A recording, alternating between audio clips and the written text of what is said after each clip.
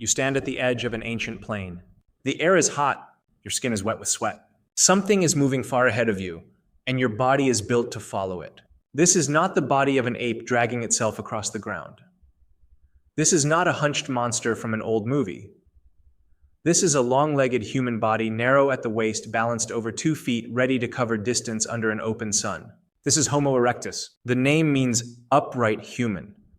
That sounds simple, but it hides something enormous.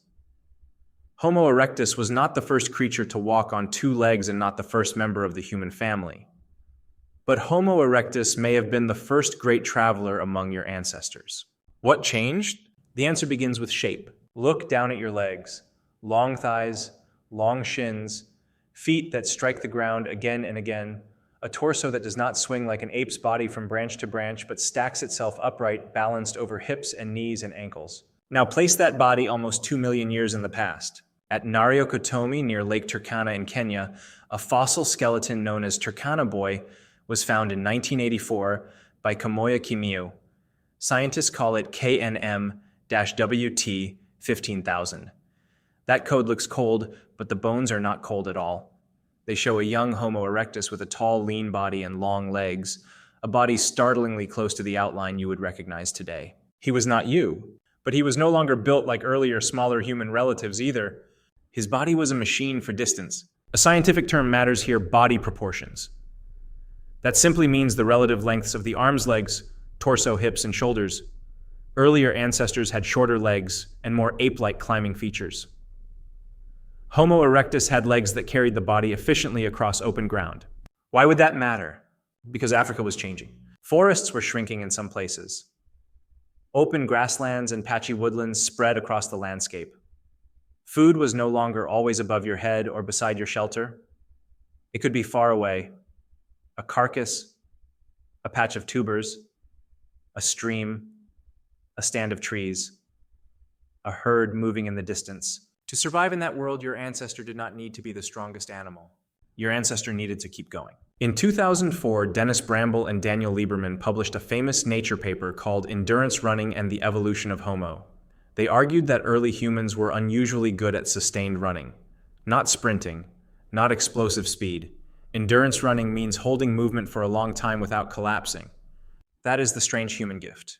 A horse can sprint faster. A lion can attack faster. A hyena can bite harder. But your body has cooling systems that are almost absurd. You sweat across bare skin.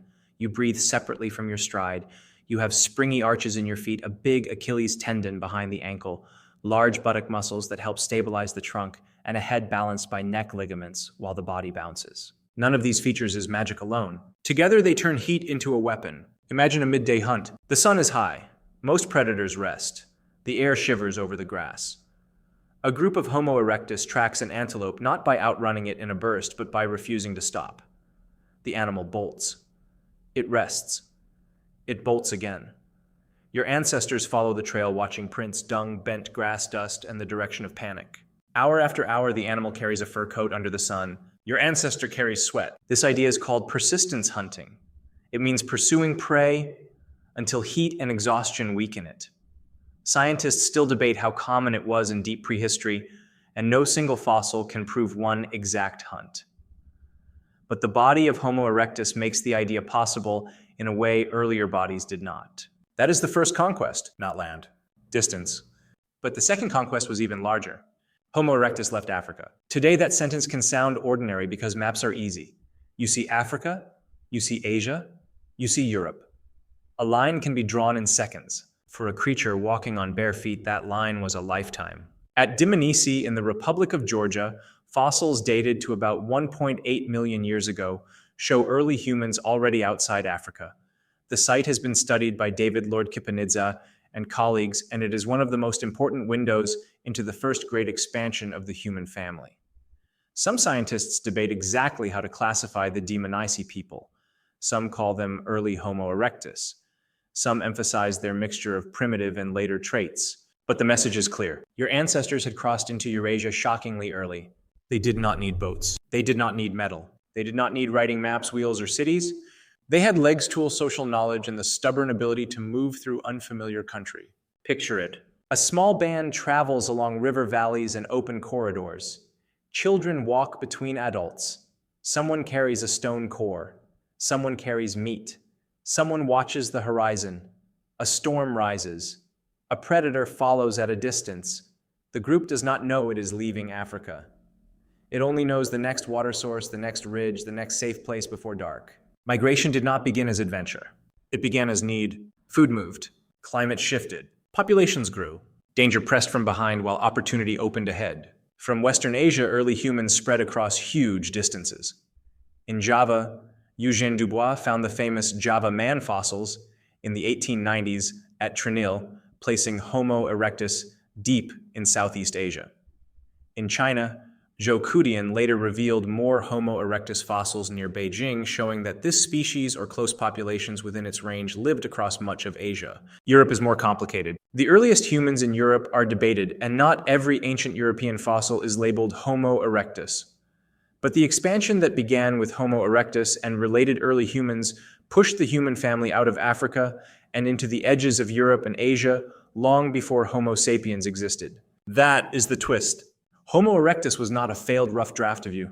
Homo erectus was a success story so large that your own story stands inside its shadow. This species survived for more than 1 million years. Your species, Homo sapiens, is much younger.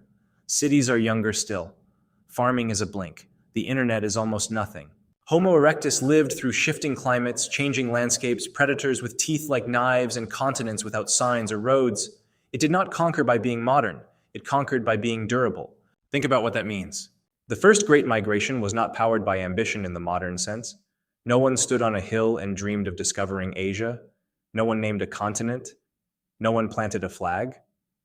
The conquest was quieter. 1 foot, then another, then another. A child born farther from Africa than the parent had been. A camp built beyond the old range. A tool struck from unfamiliar stone. A fire perhaps later and perhaps unevenly used glowing at the edge of a colder night. A body able to travel far enough that yesterday's boundary became tomorrow's home. Your modern life hides this inheritance. You sit in chairs, you ride in vehicles, you measure distance in minutes on a screen. A map tells you where to turn. Shoes protect your feet from what the ground used to teach directly. But your body still remembers. Your legs are not built only for standing in lines. Your sweat is not an accident. Your restless mind, your discomfort with being trapped, your ability to imagine somewhere else, when life becomes too small, all of it belongs to a much older pattern. Homo erectus turned movement into survival, and movement changed the world. Before this ancestor, the human story was mostly African. After this ancestor, the human story became continental. Stone tools traveled, bodies adapted, populations met new animals, new climates, new dangers, and new skies. No single step looked historic, but together the steps became the first great migration. So return to the plain. The air is hot. Your skin is wet with sweat. Something is moving far ahead of you, and now you understand the secret. The creature following it is not just chasing food. It is walking out of Africa into the future on legs shaped almost like your own.